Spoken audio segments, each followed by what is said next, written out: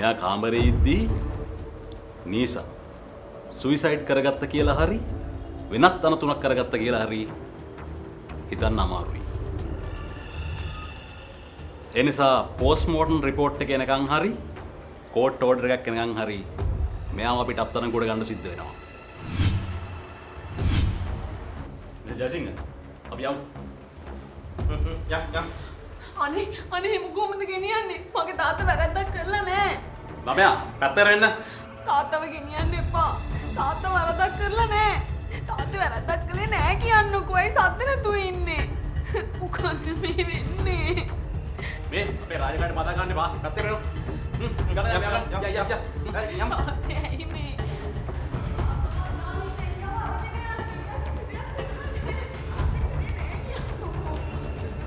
මේ ඔයාලා කතා ගන්න. ප්‍රභාෂණී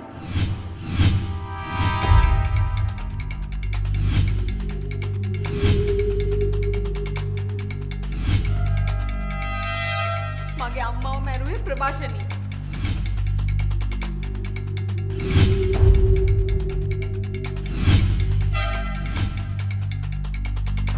ඔයාලා සාක්ෂි තියෙනවද? සාක්ෂි මොකටද? ඒක මට කිව්වේ මගේ අම්මා. යමු. ඔයා පුදුම මිනිස්සෙක්නේ. මගේ තාත්තව හිරේ අරගෙන යනව වෙනුවට ඔගොල්ලෝ කරන්න ඕනේ අර ප්‍රභාෂණී කියන ගෑණිව අල්ලගන්න එක. මොකද මගේ අම්මාව මැරුවේ ප්‍රභාෂණී. මේක හොඳට අහගන්න ළමයෝ. ඔයා එන්න එපා අපිට නීතිය උගන්වන්න. ඔයා අපේ රාජකාරියට බාධා කළොත් මට සිද්ධ වෙනවා තමුන්වත් ඇතුළට දාන්න. කමක් නැහැ. මාවත් ඇතුළට දාන්න. ඕගොල්ලන්ට ප්‍රභාෂණී කියන ගෑණිව අල්ලගන්න බැරි නිසානේ මාව ඇතුළට දාන්න හදන්නේ. ඉතින් මාව ඇතුළට දාන්න. දුව තාත්තේ කවුද ප්‍රභාෂණී කියන්නේ? ඇයි මගේ අම්මව මැරුවේ? ඇයි අම්මා යාගේ නම කිව්වේ? කතා කරන්නකෝ.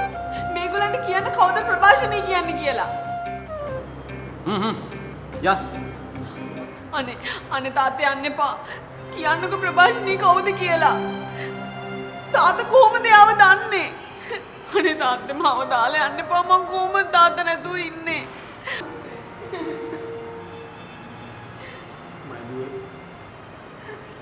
ඔය පරිස්සමෙන් ඉන්න.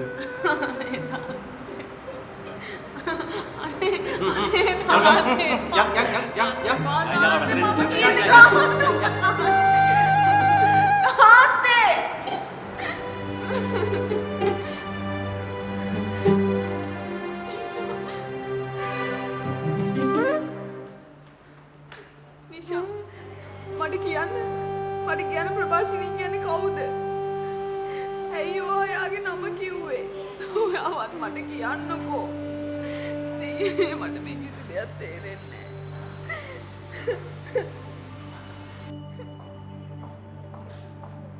නැහැ. මේ බිල් එක ගෙවන්න. චාමර 231 බොඩි එක මොජරියට ගෙනියන්න. මොකද්ද කිව්වේ? 231? ඔයාගේ ගෙදර අම්මට නංගිට එහෙමත් කතා කරන්නේ අංක වලින්ද? මෙයාට නමක් තියෙනවා. මෙයාගේ නම නිෂා. කරුණා කරලා මෙයාගේ නම කියලා කතා කරන්න. තේරුණාද? මේ අහන්න මිස්. මෙතන කලබල කරන්න එපා. ඔය බිල් එක ගෙවලා රිසිට් එක 4 වෙනි කවුන්ටරේ මම ඉන්නවා. මට ගෙනත් බාර දෙන්න.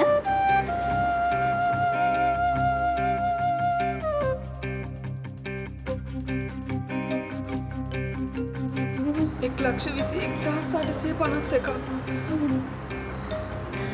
මෙච්චර ගාණක් මං කොහෙන්ද දෙන්නේ?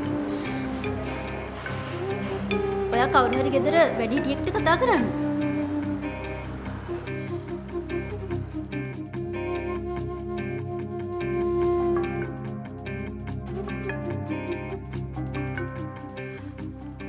අම්මගේ කාඩ් එක. ගෙදර වෙන වැඩිහිටියෙක් නැහැ. දැන් මටම ලොකු කෙනෙක් වෙන්න වෙනවා. ප්‍රභා මොකද්ද? ප්‍රභාෂණී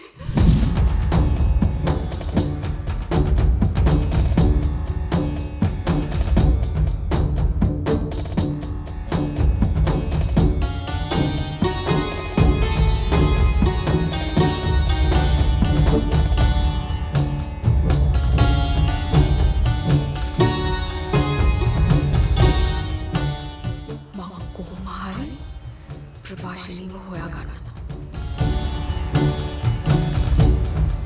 ප්‍රභාෂණී මම මේ හොස්පිටල් එකට ආව විතරයි. මං චාලකව බලපු ගමන් ඔයාට කෝල් කරන්න.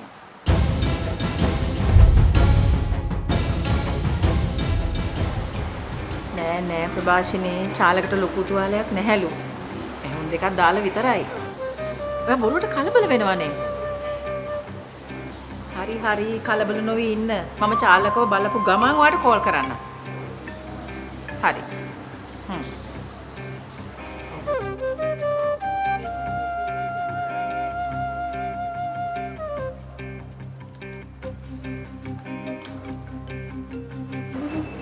මිස් පින් නම්බර් එක ගහන්න. පින් නම්බර් එක? මෙහෙ මැෂින් වලට පින් නම්බර් එක නැතුව කෑෂ් විත්ඩ්‍රෝ කරන්න බෑනේ. මේ සමහර අය බැංක් කාඩ් එකට, කම්පියුටර් එකට, ඔය මේ මොනවාද ෆෝන් එකට එක පාස්වර්ඩ් දානවානේ. ඒ තියා ඒක මතක තියාගන්න තියෙන ඇප් එකටත් පාස්වර්ඩ් එකක් දානවා. කොහොමද නේ මතක තියාගන්න ඉන්නේ? ඔයා දන්නවද? මම නම් මගේ පාස්වර්ඩ් එකට දාලා තියෙන්නේ මොකද්ද කියලා? මොකක්ද? ඔයාගේ උපන්දින. කොටිම කියනවා නම් තාත්තා දාගෙන ඉන්නේ ඔයාගේ උපන්දිනේ තමයි හැම පාස්වර්ඩ් එකකටම. කාඩ් එකටත් නියමයිනේ. මේ එහෙනම් අපි තාත්තගේ කාඩ් එක සුද්ධ කරමුකෝ. මෙතන ලස්සන ඇඳුම් තියෙනවනේ. හාද?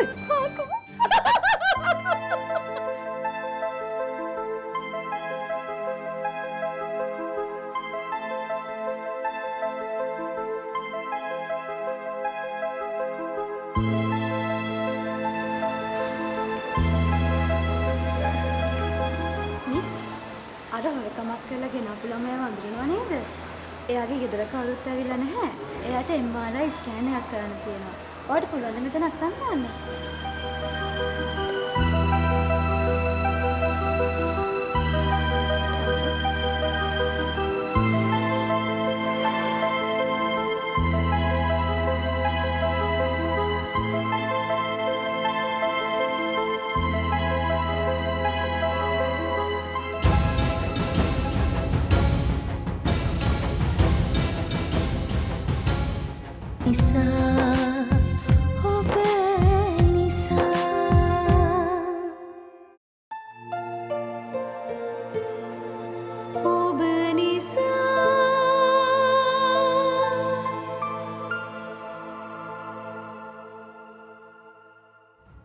මිස් චාලක දුනුකේ බණ්ඩාර කියන පේෂන්ට් මෙහි නේද ඇඩ්මිට් කරලා ඉන්නේ? මට දැනගන්න පුළුවන්ද එයාගේ වෝඩ් එක මොකක්ද කියලා? අර හොරකම් කරලා වෙච්ච ළමයා නේද මැඩම්? රකම් කරලා? තමුන් දන්නවද කාටද කතා කරන්න කියලා? දුනුකේ බණ්ඩාර. මහා රජිනට තෑගි බුවක දීපු පරම්පරාවක නම්බුකාර මිනිස්සු. හොරකම් කරන්න අපිට අහිණයක් කියලා හිතුවද? ඒක නම් මන් දන්නේ නැහැ මැඩම්. අන්න අතන ඉන්න ගර්ල් තමයි එයාට විරුද්ධව කම්ප්ලේන්ට් කරලා තියෙන්නේ. ඔව් මැඩම් මේක තමයි. අනේ thank you.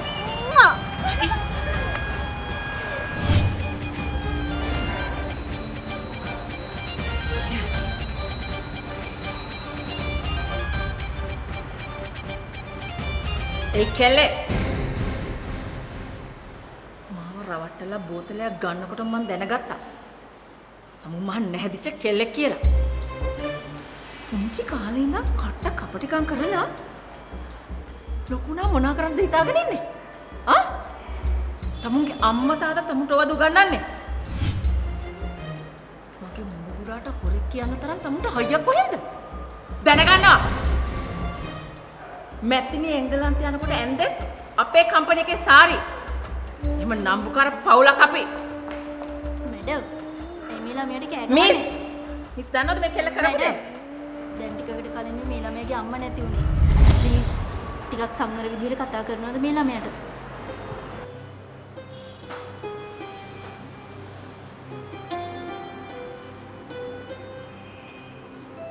ඒ කියන්නේ ඇත්තටම ওই ළමයාගේ අම්මා අසනීපෙන්ද හිටියේ? මට සමා වෙන්න දාන්න. මම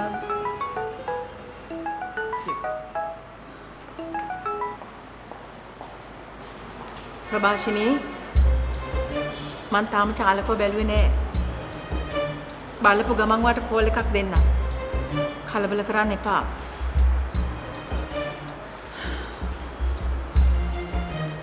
මිස්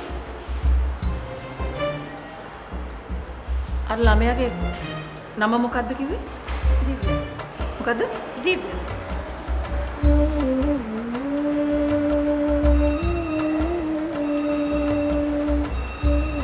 අනේ සර් මට මගේ තාත්තව පොඩ්ඩක් බලන්න දෙන්න. විනාඩි 5ක් ඇති.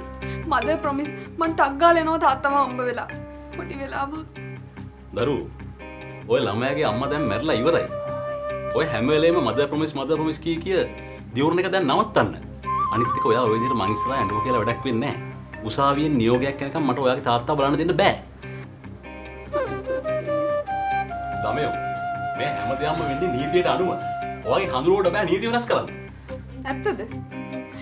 සෙල්ලා නීතිය ගැන ඔච්චරටම හිතනවද? එහෙම නීතිය ගැන හිතනවා නම් ඇයි අර ප්‍රභාෂණී කියන ගෑණිව අල්ලගෙන එන්නේ නැත්තේ? ඒ ගෑණිය මගේ අම්මව මැරුවේ. අල්ලගන්න. ප්‍රභාෂණීව අල්ලගන්න. ඊට කලින් මට කියන්න එයා මොන වගේ කෙනෙක්ද? එයාගේ වයස කීයක් විතර වගේද? ඔයා ගාව එයාගේ ෆොටෝ එකක් තියෙනවද? ඔයාට සාක්ෂි තියෙනවද? එයා ඔයාගේ අම්මව මැරුවා කියලා. එහෙම නැත්නම් ඔයා දැක්කද අම්මව මරනවා? මම දැක්කේ නෑ.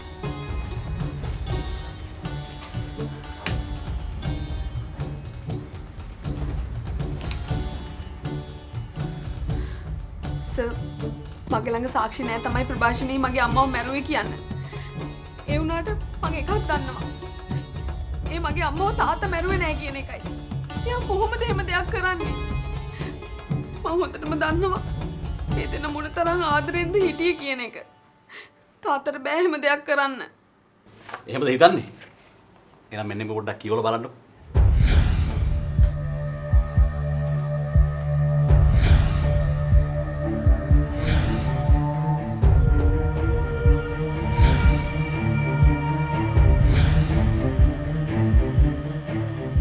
මීට මාස 8කට කලින් මේ පොලිසියේ ඔයාගේ අම්මා පැමිණිල්ලක් දාලා තිනවා ඔයාගේ තාත්තට විරුද්ධව. එයා හොඳටම පහර දෙනවා කියලා.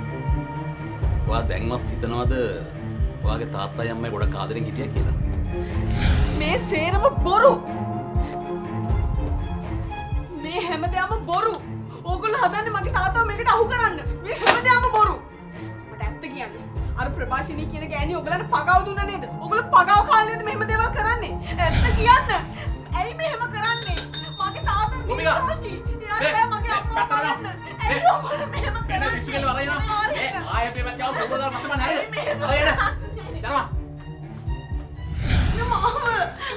මේක තමුන්ගේ තාත්තගේ පොඩිසක් නෙමෙයි තේරුණාද? වෙන කෙනෙක් ඔය විදිහට හැසුණා නම් මෙරට කූඩුවේ. තමුන් ළමයෙක් නිසායි ඉවසන්නේ. තාත්තේ තාත්තේ තාත්තේ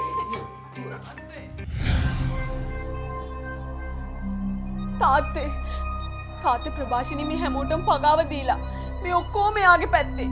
මට කියන්නකෝ තාත්තේ මම කොහොමද තාත්තව දැන් බේරගන්නේ? දුව ඔයා කලබල වෙන්න එපා. මං තව දවස් දෙක තුනකින් ගෙදර එනවා. මට ගෙදර එන්න පුළුවන් වෙයි.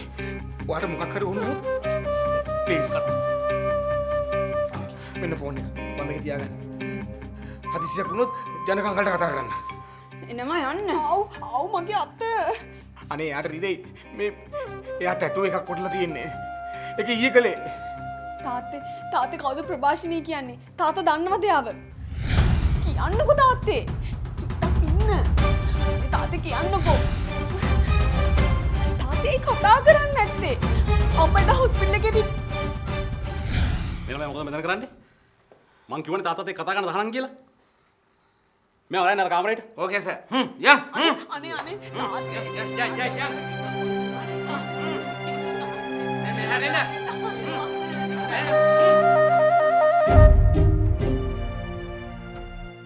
ඔබ නිසා ඔබ නිසා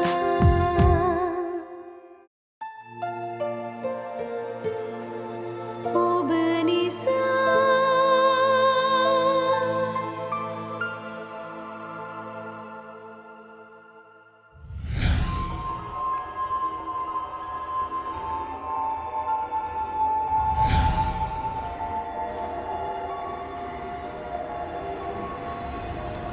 मैडम මේ කොහෙද එන්නේ? මේ දිව්‍යා කියලා ගෑන් ළමෙක් ආවද මේ පැත්තට? මේ අවුරුදු 17ක 18ක වගේ ගෑන් ළමෙක්? මෙහෙට එන්න මලමිනී විතරයි මැඩම්. නෑ අර මිසි කිව්වා මේ පැත්තට ආවා කියලා. ඒකයි බැලුවේ. මෙහෙට කවුරුත් ආවේ නෑ මැඩම්. ප්ලීස් යන්න. මෙහෙ පිටාය කාටවත් එන්න තහනම්.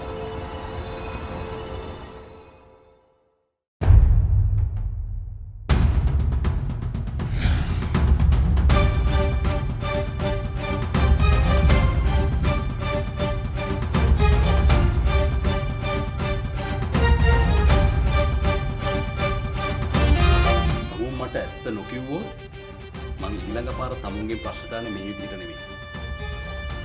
ඇයි තමුසේ ගෑනියෝ මැරුණේ? මම විශ්වාස කරන්න සර්. මම මගේ නිසුව මැරුවේ නෑ. මං සර්ට 100 පාරක් විතර කිව්වනේ සර්. හැම සාක්ෂියක්ම තියෙන්නේ තමුසේට විරුද්ධව. තමුන්ගේ වයිෆ්ට බරපතල විදිහට පහර දීලා තියෙනවා. ඒ බව පොලිසියේ කලින් පැමිණිලි කරලා තියෙනවා වයිෆ්. මම 101 වෙනි වතාවටත් තමුන්ගෙන් අහනවා. ඇයි තමුසේ ගෑනියෝ මැරුවේ? තමුන්ගේ ගෑනිට වෙන කවුරු හරි මිනිහෙක් එක්ක මොකක් හරි උටපටයක්වත් මගේ නිසුව එහෙම ගෑණියෙක් නෙමෙයි සර්. මං එයාට කවදාවත් අත තියලවත් නෑ.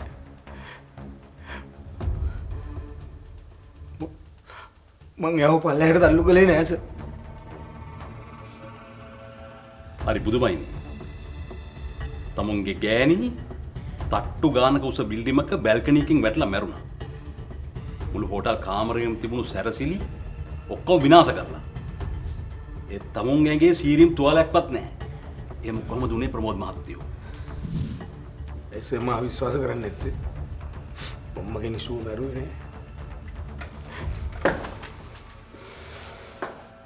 එහෙනම් තමුන් මට මේකට උත්තරයක් දෙනවා. කවුද ප්‍රභාෂිනී කියන්නේ?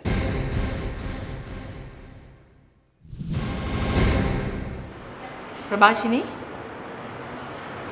නීෂාගේ කතාව ඉවරයි.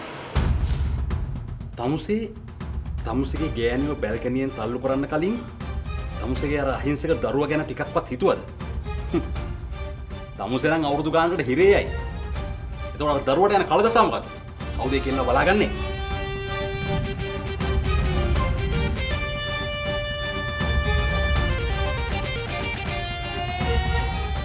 ඔයා කොහේ හිටියත් මං ඔයාව කොහොම හරි හොයා ගන්නවා ප්‍රභාෂණී. මගේ අම්මගේ ජීවිතේ නැති කළාට ඔයාට කවදා හරි වන්දි ගෙවන්න වෙනවා.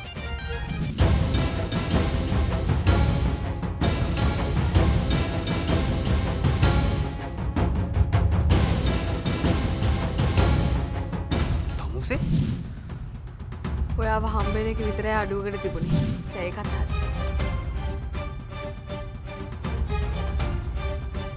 පොඩක් ඉන්න. ඔබ නිසා